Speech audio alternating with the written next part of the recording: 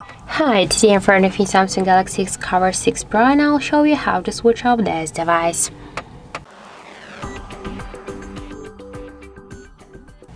So just to do that, we should press the power key button on the right side of our phone for a few seconds.